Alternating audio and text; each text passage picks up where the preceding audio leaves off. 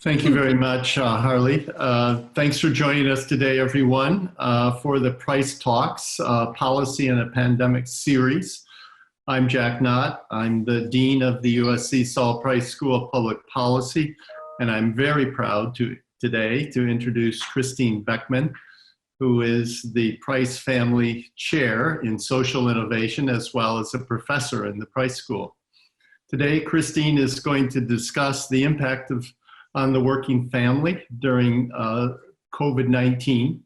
And this is definitely an issue that affects so many in our community, as our students and our faculty and our staff have adjusted to working full-time from home, while also providing, in many cases, full-time childcare.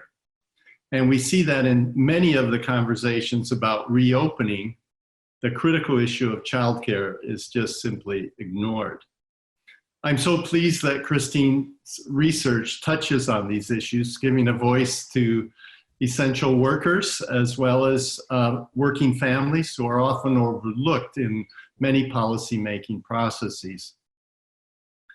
And I would also like to congratulate Christine on the publication of her new book, Dreams of the Overworked: Living, Working, and Parenting in the Digital Age, published by Stanford University Press. The book looks at how families manage to, or in many cases try to manage, working, parenting, and taking care of themselves in the pre-COVID era.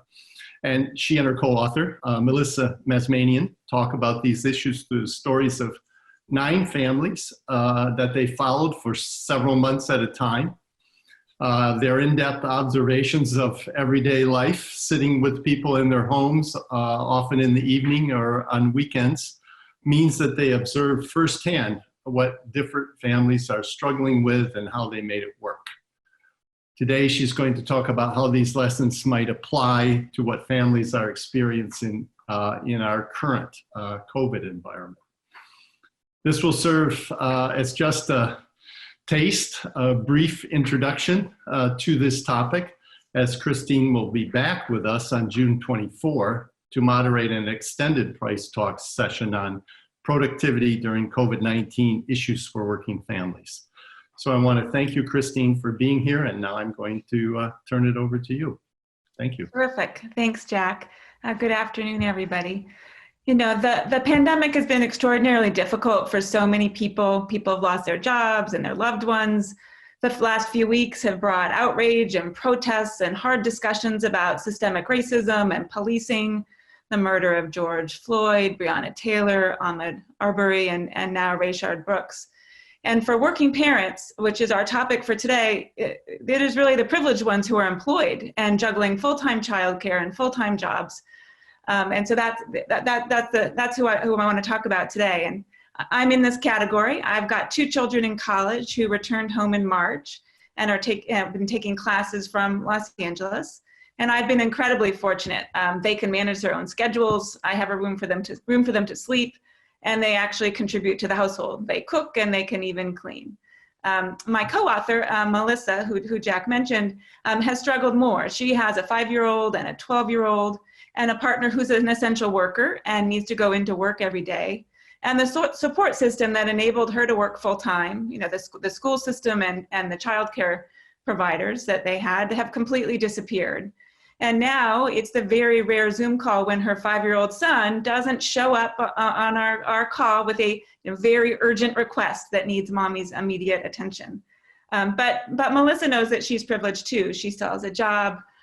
And she's surviving. And so what I want to talk to you about today are really privileged problems, you know, what it's like for working parents, but they're still problems and they feed into larger problems. And so I want to talk about what we can do in our families, in our organizations, and as a society to help to get by and hopefully make things better for the future. So some of these ideas come from the book that Melissa and I have, Dreams of the Overworked, which Jack mentioned. And in that, we talk about 3 different aspirations that really resonated for the families in the book. One was the ideal worker, one was the perfect parent, and the third was the ultimate body. And the book looks at how families are managing to work and parent and take care of themselves in terms of these myths or dreams. And so today I'm going to talk about how these lessons apply to what families are experiencing today. And it's important to say, truth be told, right, that these families, these 9 families, were overwhelmed even before COVID hit. Managing a household, striving in jobs, striving as parents, trying to be healthy. It was too much to manage even before we were in a pandemic. There was always more to do. We shared, and what we do is we share stories of different types of families in the book. So we have families with 2 full-time workers, single parents, a full-time worker, a part-time worker, partners who have people at home full-time. These families were all fortunate enough to have at least one person working, and they still do, even though several people in the book have lost their jobs. Recently, each of the families still has at least one parent working. And they all had young kids, at least one elementary age, and all were middle to upper income, white, Latinx, Southeast Asian. And I say this to be clear about what the types of experiences that I'm speaking about, because there's so many different struggles that people are having right now. But for everyone, juggling it all was really intense, and it required more time and energy than was possible to give. And we look at technology in the book, and we found that while technology helped people to feel more control in the moment, more able to do things, it also ensured that their efforts were never enough, and there was always more that they could do. And what's so hard to fathom is that what was so hard before the pandemic is so much more so impossible right now. So we've gone back to talk with most of these 9 families in the last few weeks to see how they're managing. And I was talking with Teresa, and she and her husband Chip now have 3 children, a 3-year-old, a 6-year-old, and a 13-year-old. And when I asked her how they were managing, she simply said, we're not. And I think that really resonates, right, with what people are experiencing today. She showed me around her workspace and pointed to the dining room table where her and her husband had their laptops set up. This was their workspace. And she said, this is where Chip's monitor used to be, the external monitor, but well, Nora broke it the other week when she was dancing on the table. Right, so it's a lot to juggle, all of the children, the work, all in the same space. So I want to use some of the insights from the book to help us think about what's happening today, why it's hard, and what we actually might try and do about it. So let's start with families in the family unit, whatever that might look like. There's not one common experience here, but there are some broad trends. Many people are working from home. An April Gallup poll suggested that 62% of Americans were working remotely. Schools closed in early March, right? Most of you know this, and they didn't reopen. This impacted 95% of public school students in California, more than 5.7 million K-12 children, an unprecedented disruption. And these schools that moved then to online instruction had a great variety in what that meant. So that they were, whether that be live stream Zoom classes, whether that's worksheets that the kids needed to fill out at home, parents actively homeschooling, kids doing self-directed work, or in some cases, not a lot happening at all. All of this was happening in different schools around California. And then 36% of childcare facilities in Los Angeles closed. And babysitters, nannies, extended family, people that help us in our daily lives, mostly that disappeared during the shelter-in-place orders. And some of that's starting to come back, others still aren't. And I think one of the reasons that Teresa really wasn't managing is that she and her husband Chip relied on her mother to watch the kids while they worked during the week. Mom would show up on Monday morning and return to her own home on Friday. And she'd been doing that on and off for the last 6 years, but she's not coming right now. It doesn't feel safe. So now they're left completely on their own devices. And this highlights one of the key concepts that we talk about in the book. It's the idea of scaffolding, the social supports that we rely on and we need to manage our lives, because we rely on other people in so many different ways, right? We need people to help with our children, teachers, childcare providers. We need people to help with the household, partners and paid help.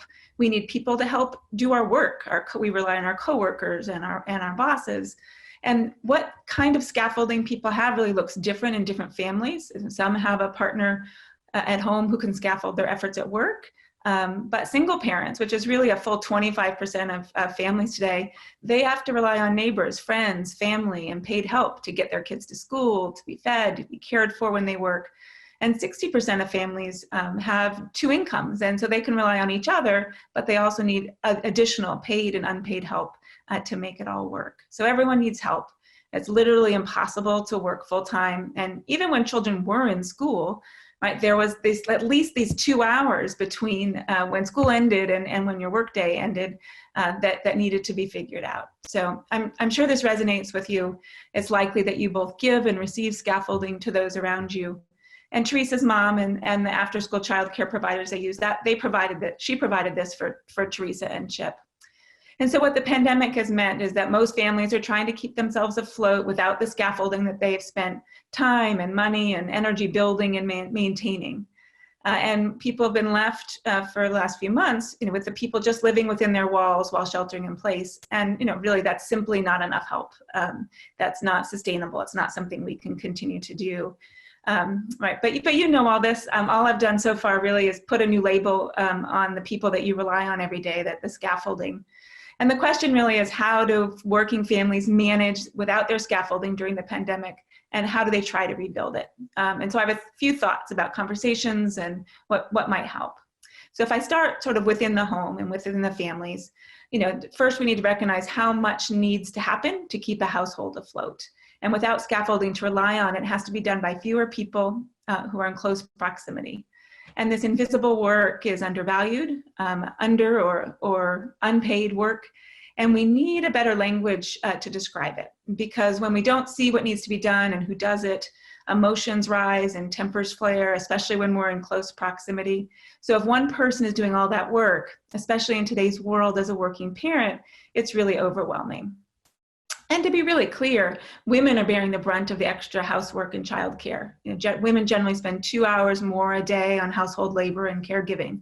And this labor was mostly done by women before the pandemic, and it continues to be true today. So the first thing to say is, that doesn't have to be that way. In the book, we have a stay-at-home dad, we have a single dad. They do this work too. We know men can do it, right? And they can do it well. But the data tells us that in most families, it's not fully shared, and that's a lot to handle. So we have a language in the book around this work. We could talk about the physical, mental, coordinating, and emotional work of the household.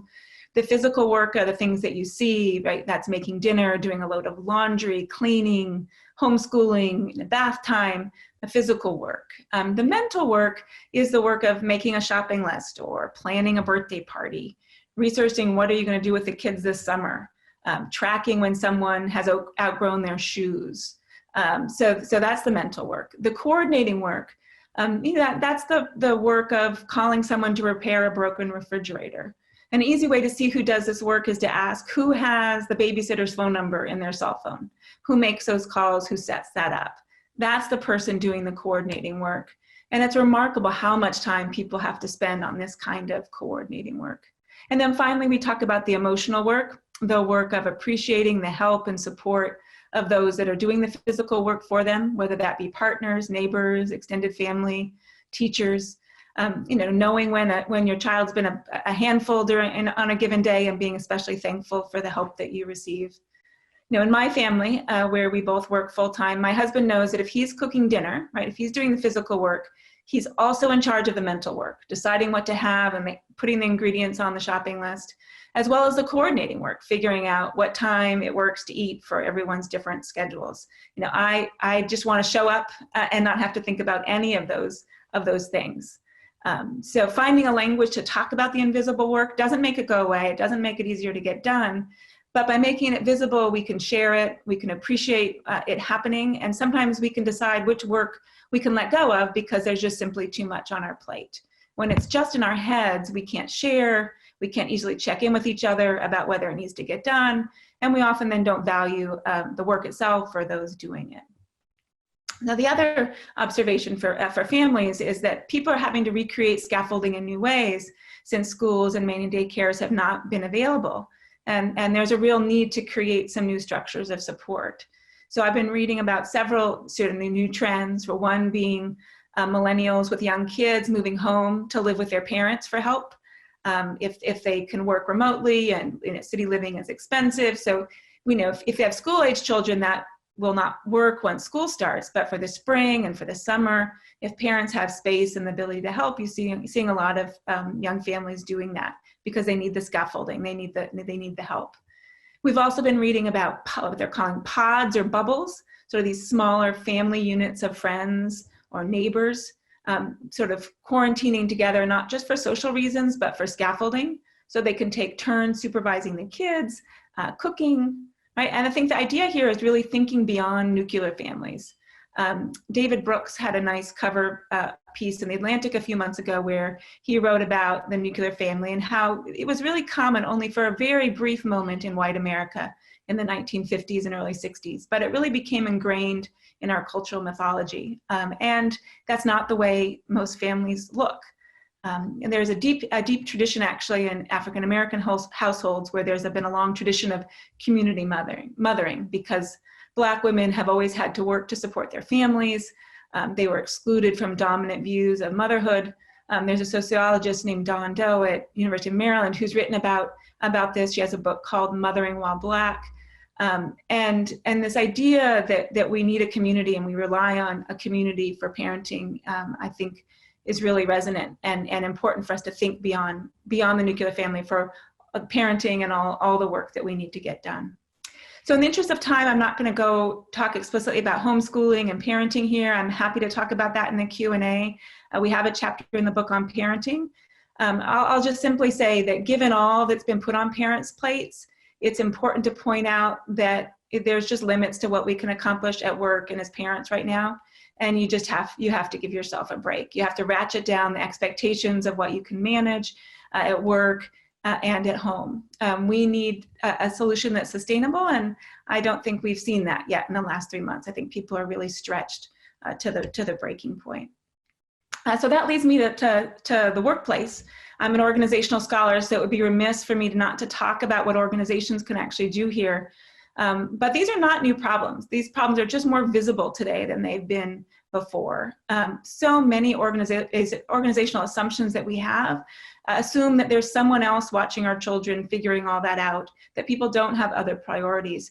And this assumption has always privileged a very small minority of workers. And what's interesting is that technology has changed that a little bit today. It used to be that technology kept all of our lives invisible, right? What was happening behind the scenes, no one could see it. If there was a meeting that popped up or a project you needed to finish, you could send a text under the table to your partner to see if they could pick up your child from daycare. Unless you're a single parent, of course, in which case daycare is going to close and you just don't have the ability to do that. But technology isn't working that way right now. And you have children popping in on Zoom calls, you have animals, just like my experience with Melissa and her son. And what's interesting is that might be a good thing. Both Teresa, the woman that I mentioned earlier, and her husband Chip, and Brenda, another woman in our study who was a full-time breadwinner, and her husband Corey stayed home. They also had 3 kids. They both said to me, I sort of like it.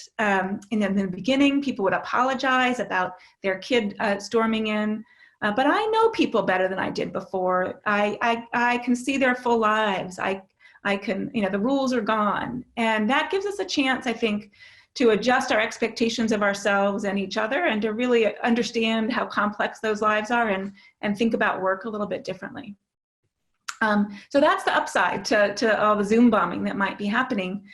Teresa did make a very good point, right? Which is when she was giving a presentation to her, to some employees doing a training session, that happened to be when her youngest decided to start banging on pots and pans in the kitchen, so that, they really had a hard time hearing her. So obviously it's not all good, but there is, I think, a bit of a silver lining that it might make us think about this differently.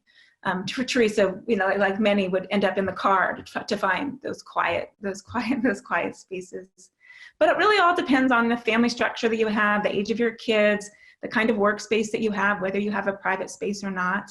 But many families have even less time during this pandemic. And there's the anxiety of job security, the worry of the pandemic itself, and then this loss of scaffolding that I've talked about. So if organizations don't really step up and try and help these people who simply can't juggle we risk losing employees with young kids, particularly women. And if we don't change the way organizations work, parents with young kids and often moms are going to be punished. And we're going to see that in performance reviews and promotions, and it can have really long-standing effects in our workplaces if we're not very, very deliberate and careful. So just as two quick thoughts about what, what can managers do here? I would encourage, if you manage people, to sort of be a role model, be really deliberate and articulate about what you need to do other than work. Right? I can't do that. I'm on shopping duty for this week. Conduct time audits with employees, really understanding what are your pain points this week, how can we prioritize tasks, because you're not going to be able to get everything done that you might normally get done, and what's really important, and how can we organize the work around what you have going on. And being really careful in how we use technology. So there are tools that we can use, like batching our messages, so that if I send an email to you at 8 p.m. at night, it doesn't show up in your inbox until tomorrow morning. Because there is this pressure when you start to get emails later and later at night, that you feel the pressure to respond. At the very least, you can agree on norms in your work group about what does it mean and when do you expect a response to various emails, to sort of ratchet down the expectations. And we also can schedule our meetings more thoughtfully and carefully, and not move them around at the last minute, because that requires people to have the ability to be flexible, and often our lives are not very flexible right now. We only have set periods of time that we can be available. Scheduling meetings when there are fewer conflicts for people. And also, I would say today, really thinking about what needs to be on Zoom versus a call or an email. I've been really amazed at how many things we're now doing on Zoom, and there's a real Zoom fatigue, and not everything needs to be on Zoom. Like we could go back to some of those older technologies, and I think that actually might be useful. What else can organizations do? I mean, a bigger picture item here is that organizations, if they're just going to save as much money as estimates are suggesting, up to 30% of their costs if people are working remotely, there's money that could be spent to help employees. And so rather than just have IT people checking in to see what technologies people need at home, we need to ask what else do they need and help provide it, whether that be childcare, elder care, housekeeping, meal or delivery services. So not only would this help people working remotely, it would help make caring and household work more valuable and stable for those doing it, because it would be paid for by organizations, there would be more job security and better wages. So last, quickly, what can we do as a society? Because really individuals and organizations cannot solve this problem alone. The organization we studied really wanted to do the right thing. They valued family, and work started to encroach even in a good economy. So we need some bigger solutions. And so I'll just highlight 3 things that have been out there in the conversation that I think are really important. Paid leave, for family leave, for sickness, for both men and women. Universal pre-K, like we see now in New York City, to sort of help with the early years of childcare, which is so incredibly expensive and such a drain on working families. And an idea called universal family care, which is an idea of having a flexible spending account or a social insurance fund that helps pay for a variety of the help that we need, whether that be household services, childcare, elder care. Again, that would help individual families, and it would increase the stability and value of that care and household work. So we need to support those types of policies if we want to reduce the burden on families to manage all of this scaffolding and all of this help on their own. So I'll stop now and turn to some questions, if you can help me with that, Harley. Yes. The first question is, do you support homeschooling as an option beyond COVID-19? Do I support it? Well, I think it's really an individual family choice. I mean, what we're seeing for the state of California is that the current plans, which of course can change at any time, there's going to be some sort of hybrid options. It's unlikely that all kids are going to go back full-time the way they were. So there is going to continue to be some of that, whether we want it or not. And so the challenge of juggling is going to continue, especially if you have kids in different schools. Those schools may have different schedules, maybe part of the day, some days on, some days off. So I think it's going to continue to be a reality going forward into the fall. So it's going to continue to impact our work lives. Next question is, what positive impact do you see for family during the quarantine? Well, I've heard lots of stories. I mean, I think this idea that you get to know, people are getting to know their coworkers actually better. I think that's a benefit for the workplace, as I already mentioned. I think for families, we talk a lot about in the book about this perfect parent myth and sort of the escalating expectations for bringing your kids to enrichment activities, having, fitting in quality time into our busy lives, and monitoring technology and monitoring homework. And it was just an escalating amount of things. And we really have been forced to sort of step back and think a little bit about what is important and have, forced time together. And I think there are some benefits to that. I think of helping us think about parenting differently. So for a small example, poison control calls have been up 25%. I was talking with a nurse who said that the ingestion of foreign objects has been up in their hospital, right? Batteries and magnets. And rather than focus on how many activities your kids are in, maybe we can just say, hey, if your kids didn't swallow any batteries today, that's a win. And really sort of just not make it be so complicated and so hard to be a good parent. Do you have any advice or encouragement for kids to study something over the summer, since a lot of kids are spending so much time on video games, watching TV throughout the day? Well, I think, I have some favorite, I love Khan Academy for my kids, always use that for math and kind of schoolwork. I think it's also important to try and think of things that are not screen times. And I think, we talk in the book about technology and kids and what is okay and what is not okay. And I guess I would say also, there's not about a particular app or a particular thing. It's about knowing your child and remembering that we're not parenting. It's not about parenting a certain way. It's about parenting a certain child and what are your kids' interests, right? Understanding, for some kids, video games are a really wonderful thing. For others, it gets them grumpy and upset. And you really have to understand your kids and how games impact them and get your hands dirty, really understand what it is they're interested in, what are they doing. We know that just sort of saying, go do this and not this, what you really want to do, that doesn't work as well if the kids don't feel like their parents really understand and respect what they're doing and why. So to the extent that you can really understand what their interests are, and I think it helps with that, giving them some autonomy, some ability to figure that out. Because what we really need is we need to teach our kids a sustainable relationship with technology. It's not going to go away. We can't just say, games are bad. We need to teach them how to use those technologies in good ways. And that's going to differ by the age of the kids, right? For younger kids, there is much more separation and much more parental control, keeping devices not in kids' rooms, but in a public place where everyone sort of charges their devices. But eventually we need to teach our kids self-reflection, okay, did that make me happy or not? Did I was on Snapchat versus Word with friends, which one put me in a better mood?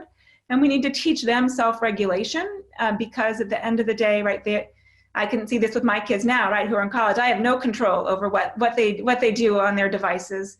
And to the extent that they can leave the home with a sense of being able to control their technology use, because it is designed to sort of draw you in and be addictive. We have to teach them those skills. That's our goal, right? Is not to do X or Y, but to teach them self-reflection and self-regulation. And then we'll end with one more question. Can you expand more regarding the last policy option about a savings account for personal care? Yeah, so there's some, I think it's called Caring Across Generations is the organization that I've seen talk about this. It's an idea of essentially having a pot of money that would be supported by the government, right? It wouldn't be, so you could do it with your tax credits, but I think that the coolest ideas are about really subsidizing what we need to manage our lives. And so you could do it with things like childcare, right? I'm going to subsidize all childcare. The other way to do it would be to have a set of services and providers that sort of work and let people use it for what they need, right? So some people need more help on the household front. Some people need more help with elder care. So it would give, I think it fits better than just purely subsidizing a thing, because it fits better with the variety of circumstances that families find themselves in. Thank you, Christine. We will end on that. And I'll let you. Okay, well then please, I do encourage you, if you are available and interested, to join us next week for the panel on productivity during COVID. It's a partnership with Price and the Keck School, and it's noon next Thursday. So thank you very much for joining us today.